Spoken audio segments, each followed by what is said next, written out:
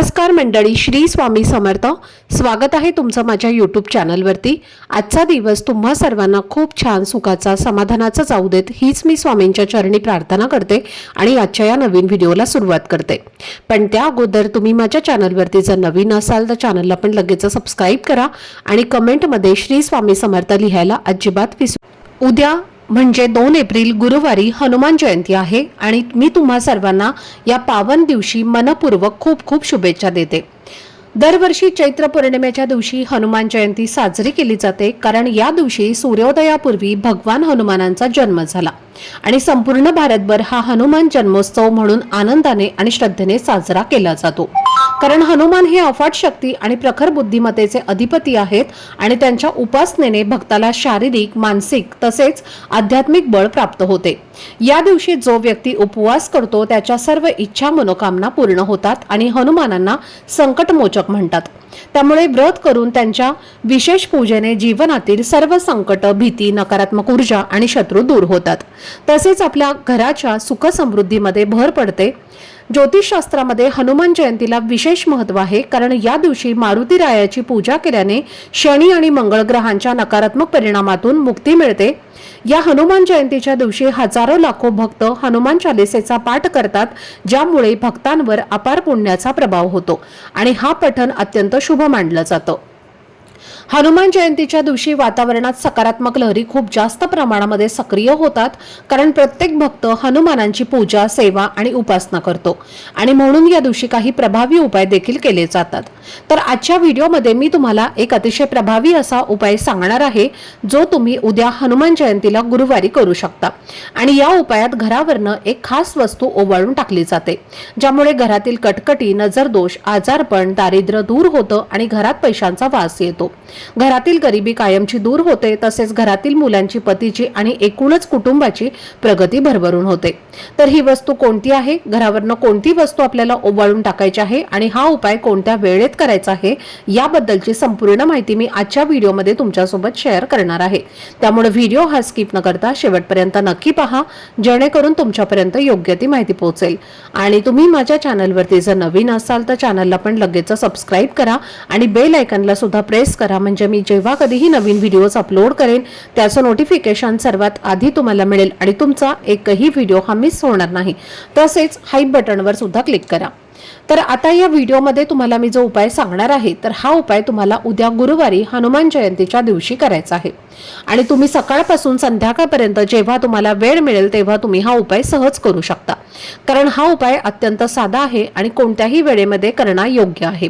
तर पहा, जर तुमच्या घरावर किंवा तुमच्या मुलांवर, पतीवर किंवा संपूर्ण तुमच्या संसारावर कुणाची वाईट नजर लागलेली असेल किंवा घरामध्ये अडथळे येत असतील, पतीची प्रगती अडचणींमध्ये अडकली असेल, मुलाचे कार्य चालत नसेल, घरात दारिद्र्य किंवा मानसिक अस्थिरता असेल, तर तुम्हाला नक्की असं वाटत असेल की वाईट शक्ती किंवा नकारात्मक ऊर्जा तुमच्यावर परिणाम करत आहेत.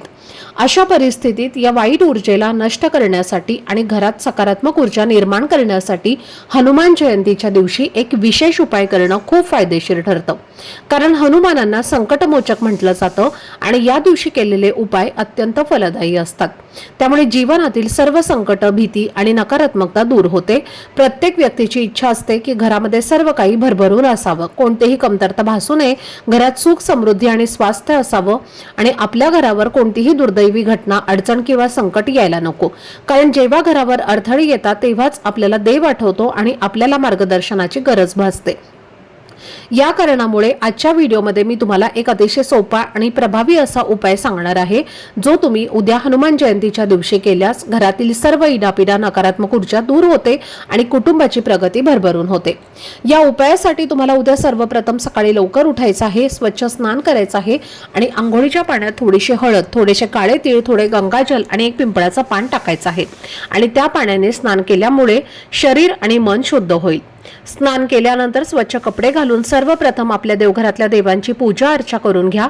जर तुमच्या देवघरामध्ये हनुमानांची मूर्ती किंवा फोटो असेल तर तुम्ही ती पूजा करू शकता आणि जर नसेल तर तुम्ही मंदिरात जाऊन पूजा करू शकता किंवा फक्त देवघरासमोर बसून हनुमान चालीसेचा पाठ केला तरी सुद्धा त्यांचा आशीर्वाद मिळतो आणि घरातील नकारात्मकता दूर होऊन सकारात्मक ऊर्जा घरामध्ये स्थिर होते। तसेच तुमच्या कुटुंबाची सर्व प्रगती आणि सुख समृद्धी सुरू होते। आता हा जो उपाय तुम्हाला मी सांगणार आहे तर हा उपाय करण्यासाठी तुम्हाला मुठभर काळे तीळ घ्यायचे आहेत। हे काळे तीळ तुम्ही एका कागदामध्ये त्याची पुडी बांधायची आहे आणि हे काळे तीळ घेऊन तुम्हाला हनुमानांच्या मंदिरात जायचं आहे। आता या दिवशी प्रत्येक जण मंदिरामध्ये जातोच तेव्हा तुम्हीही हे काळे तीळ पुडीमध्ये बांधून सोबत घेऊन जायचे आहेत आणि हे काळे तीळ जे आहेत तर ते तुम्हाला मारुतीच्या चरणाला लावून घरी आणायचे आहेत आणि ती पुडी फक्त मारुतीच्या चरणी तुम्हाला लावायची आहे आणि ते काळे तीळ तुम्हाला घरी घेऊन यायचं आहे। आता हे काळे तीळ तुम्ही घरी आणल्यानंतर त्यातले चिमूटभर तीळ तुम्हाला उजव्या हातामध्ये घ्यायचे आहेत आणि ज्या प्रकारे घड्याळाचा काटा फिरतो त्या प्रकारे तुम्हाला हे जे काळे तीळ आहेत ते घरातील प्रत्येक एका सदस्यावरनं 7 वेळेला उतरवून घ्यायचे आहेत म्हणजेच ओवाळायचे आहेत। त्यानंतर एक वाटी घ्यायची आहे, त्या वाटीमध्ये हे तीळ तुम्हाला टाकायचे आहेत। पुन्हा दुसरे चिमूटभर काळे तीळ घ्यायचे आहेत आणि दुसऱ्या व्यक्तीवरनं तुम्हाला ओवाळून घ्यायचे आहेत आणि पुन्हा त्या वाटेमध्ये टाकायचे आहेत। तर अशाच पद्धतीने तुम्हाला घरातील प्रत्येक व्यक्तीवरनं अगदी लहान मुलांपासून ते मोठ्यांपर्यंत सर्वांवरनं तुम्हाला हे जे काळे तीळ आहेत तर ते उतरवून म्हणजेच ओवाळून घ्यायचे आहेत।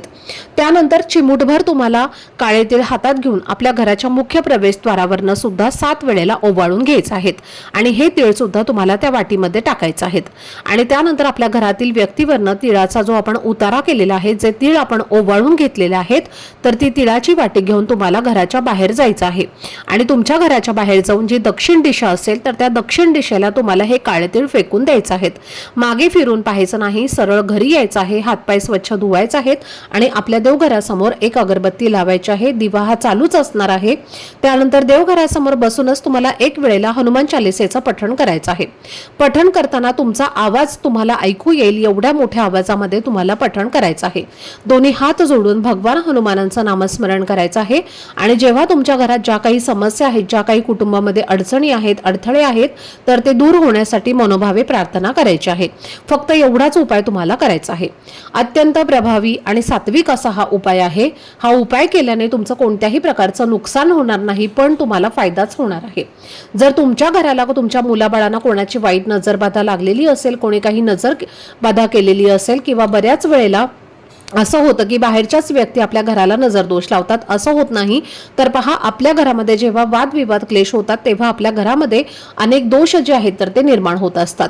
तर ते कसे तर आपल्या घरामध्ये आपल्या सोबतच वास्तुदेवता सुद्धा राहत असते आणि जेव्हा आपण आपल्या घरामध्ये चांगलं बोलतो तेव्हा ती वास्तुदेवता तथास्तु म्हणत असते आणि जेव्हा आपण वाईट बोलतो तेव्हा सुद्धा ती तथास्तुच म्हणत असते आणि म्हणूनच नेहमी वादविवाद झाले की आपल्या तोंडातून अपशब्द बाहेर पडतातच आणि त्यामुळे घरामध्ये जे काही दोष आहेत तर ते निर्माण होतात आणि आपल्या घरात जर दोष आले की नक्कीच आपल्या कुटुंबामध्ये अडचणी अडथळे जे आहेत तर ते यायला सुरुवात होते आणि म्हणून हा उपाय जो आहे तर तो तुम्ही उद्या हनुमान जयंतीला नक्की करा। खूप जास्त असा हा प्रभावी उपाय आहे। हा उपाय केल्याने नक्कीच याचा तुम्हाला परिणाम जो आहे तर तो दिसून येईल। त्याचबरोबर उद्या सगळ्यात महत्त्वाची गोष्ट तुम्हाला ध्यानात ठेवायची आहे आणि जेव्हा तुम्ही हनुमानांना नैवेद्य अर्पण करणार आहे तेव्हा त्या नैवेद्यावरती तुम्हाला तुळशी पत्र हे नक्की अर्पण करायचं आहे, कारण तुळशीशिवाय मारुती नैवेद्य जो आहे तर तो कधीच स्वीकारत नाहीत आणि म्हणून कितीही श्रद्धेने निष्ठेने भक्तिभावाने त्यांना तुम्ही गुळ फुटाणे किंवा मग तुम्ही जे काही लाडू जे आहेत तर ते अर्पण केले तर तो नैवेद्य तुमचा भगवंतापर्यंत पोहोचतच नाही। म्हणून त्यावरती तुळशी पत्र जे आहे तर ते आवर्जून अर्पण करा। प्रभू श्रीरामांचे नाव घेत हनुमानाला तुळशीची माळ अर्पण केल्याने मानसिक शांतता मिळत असते आणि आपल्या मनात जी काही भीती आहे, आता बऱ्याच वेळेला असं होतं ना की आपल्याला भीती वाटत असते आणि आपल्यासोबत काहीतरी वाईट घडणार आहे अशी सतत शंका आपल्या मनामध्ये असते, तर ही जी काही भीती आहे तर ती दूर होते। म्हणून उद्या हनुमानांना रुईच्या पानासोबतच तुम्ही तुळशीची माळ सुद्धा अर्पण करू शकता। त्याचबरोबर पहा जेव्हा तुम्ही हनुमानांच्या मंदिरात जाणार आहे, हनुमानांची जी काही पूजा सेवा उपासना करणार आहे तेव्हा तुम्हाला किंवा गडद निळ्या रंगाचे कपडे म्हणजे काळ्या रंगाचे कपडे आणि गडद निळा म्हणजे डार्क ब्ल्यू कलरचे जे कपडे आहेत तर ते तुम्हाला आवर्जून टाळायचे आहेत, कारण हनुमानांच्या पूजेमध्ये हे दोन्ही रंग वर्ज्य केलेले आहेत।